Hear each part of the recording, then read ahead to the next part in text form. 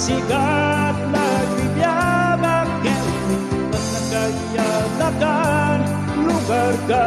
nakasupleya agaduti pakarigatan at matang